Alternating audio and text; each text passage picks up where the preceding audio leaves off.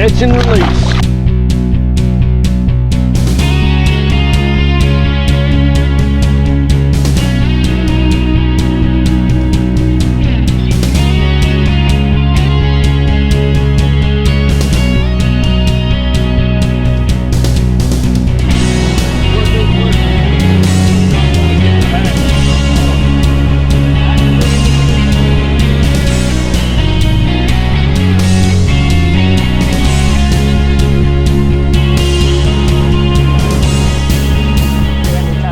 I'm David Self. We've got Brian Barton here that has brought us out to what they call the hole. We don't recommend anybody coming out here unless you have been here before or have all the rocks marked on the GPS. There's several bad rocks that can tear your motor up, but it is a great place to come. And if you need somebody to bring you, Brian will be glad to bring you out here and show you where they're at and what all's in here. Some great fishing up in here. All right, Brian, what are we going to be doing today? Well, today we're going to be doing two different things. We're going to use skipjack and shad heads on some large hooks targeting big fish. Try to get us 20, 30, maybe 40-pound fish or bigger. And then we're going to take some of our lines and we're going to gut these gizzard shad and go with a smaller hook and try to catch what we call fryer fish, 1, 2, 3-pound fish. So we're going to try to get a mixed bag today. Sun's out, that's always a good thing here. We got good current. Should be a good day to get on some cats up here, hopefully. All right, well, let's give it a shot. Keep that skipjack fresh. I keep them fresh shad gut. Season in here. Yeah, you can see them flopping all up against the wall there. I came up here the other day, me and a friend of mine, we get 3,500. Wow. We had an 18-foot flat bottom. The nose on the front to be able to do it. Where we go. Now let me run you up there around that cable where they fit.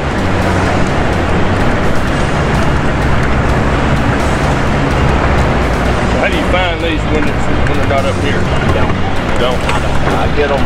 I freeze all my bait. I'll put up 40, 50 times frozen gut. And you want to get them for June the 1st. After June the 1st, they'll get what we call green gut. Yep. And they're just not as good. You want them before they spawn. So really about another week or two, you won't shad. That's good for the.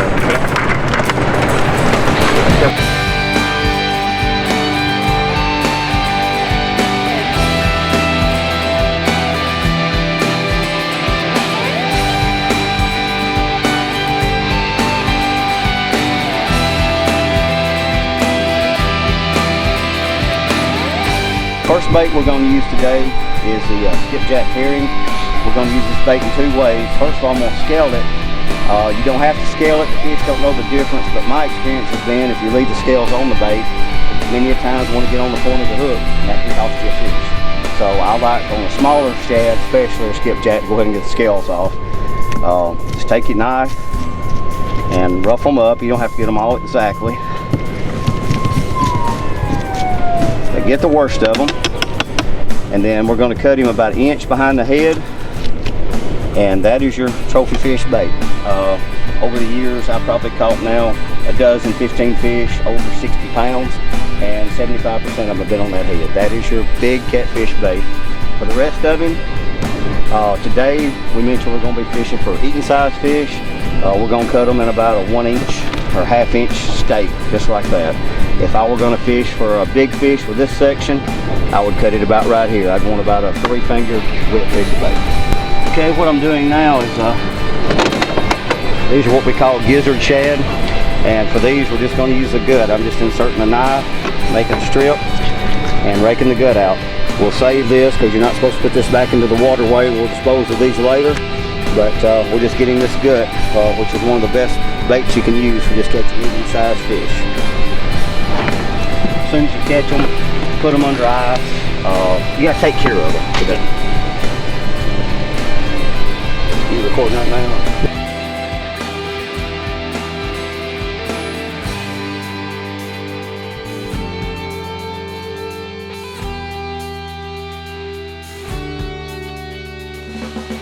All right, we have come over behind the wall now for a few minutes. When they sound the siren, you've got to get behind the wall. It's very dangerous to stay over there in the hole, and they will actually you can get in a lot of trouble for not getting out.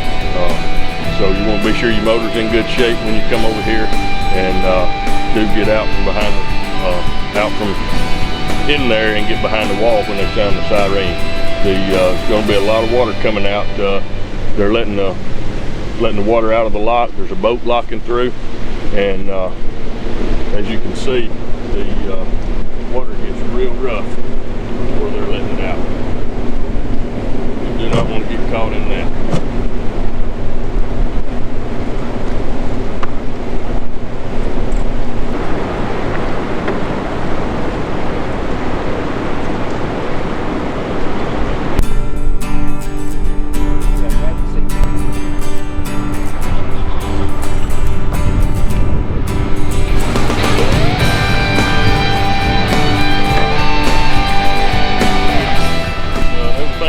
Here is B&M rod. That's the best thing to have out here. What we're doing. They do have a wide range of rods. Y'all check them out if you get a chance. Fish over the side here, but he ain't going nowhere. He may tangle up every line you got, but he's not going to get off once he's on there.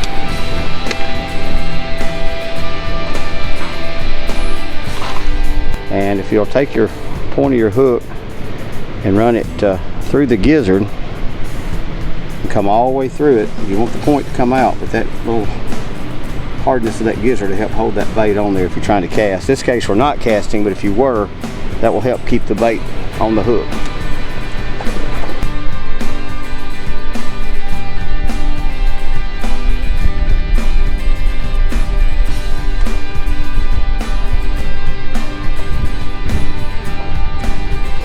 Let Robert come up here. She put up that 70 pounder. Oh, he let me have it for a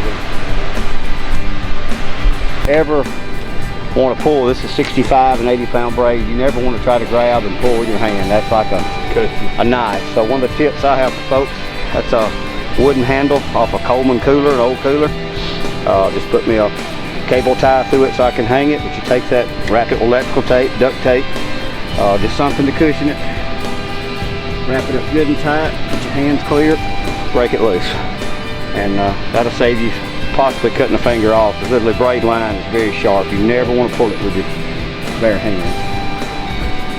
And that's a pretty neat little thing to keep in your pocket, because you're gonna hang it. I'd say you're gone. Yeah. Let's rebait him.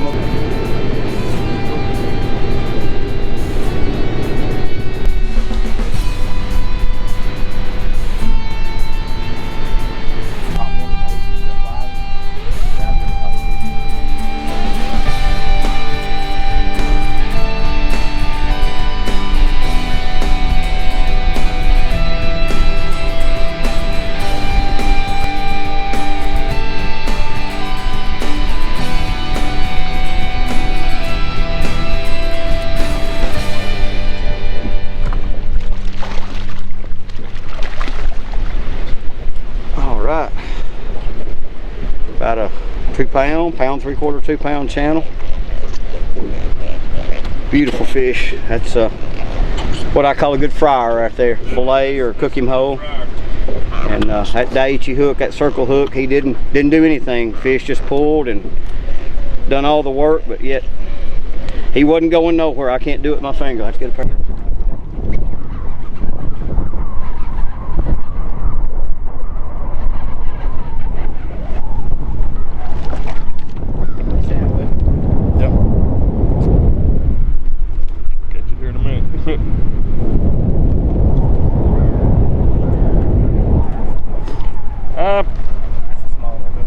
Yeah. Another channel.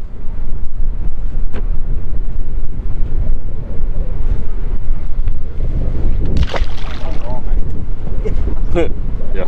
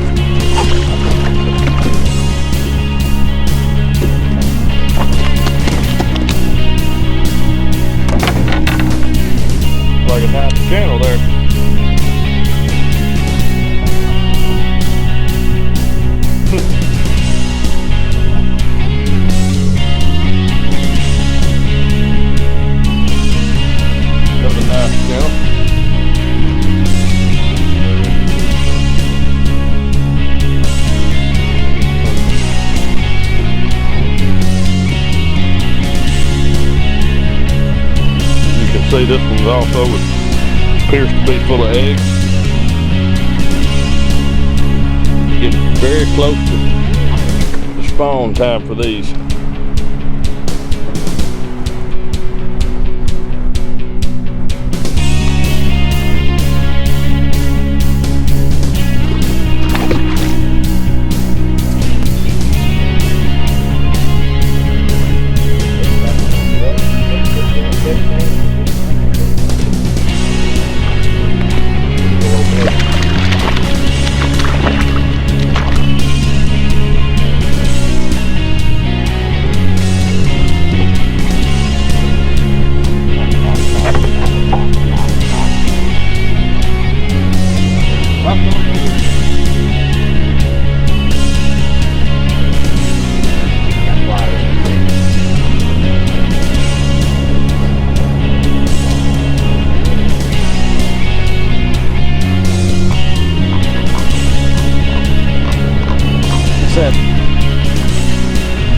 Already?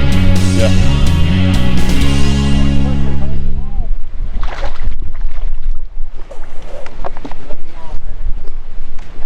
That's right, another wall hanger.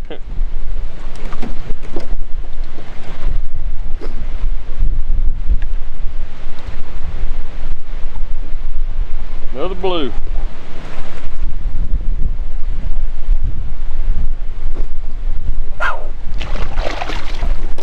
Southeast cut bait, brother. Jeff was trying to have a fish tonight. Yeah, pretty.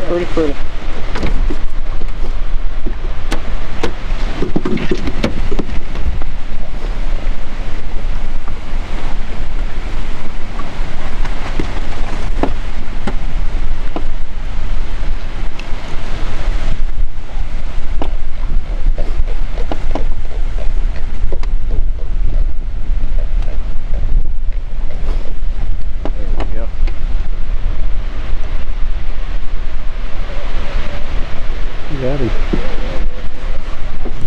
Nice, pretty little fish.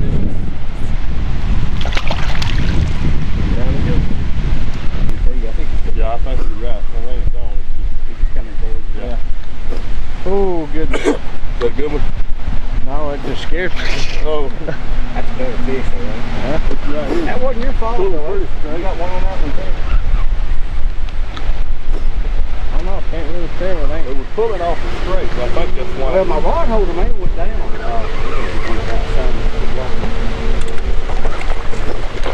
That's not a bad one.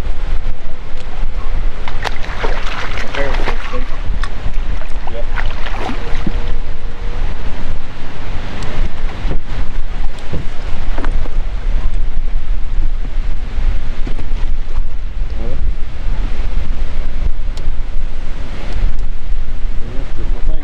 Under it.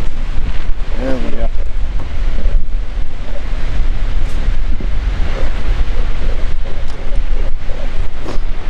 Yeah, that swallowed it too. Did it? Yeah. Yeah, it's gone. Any pliers? I don't much believe you can get this one out. No, you can't take it through there.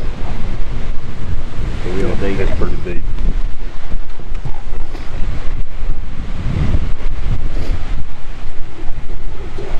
Clear? Yeah.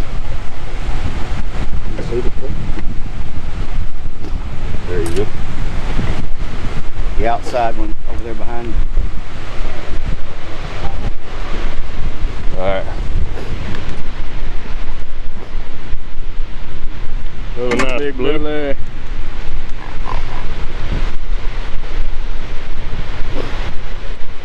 Want in on some of the action, just call Brian. Maybe this is hard. That may be a better fish. Yeah, I believe it's a little better fish. Blue. Big solid fish, so you nailed That a it. channel? No, that's a blue.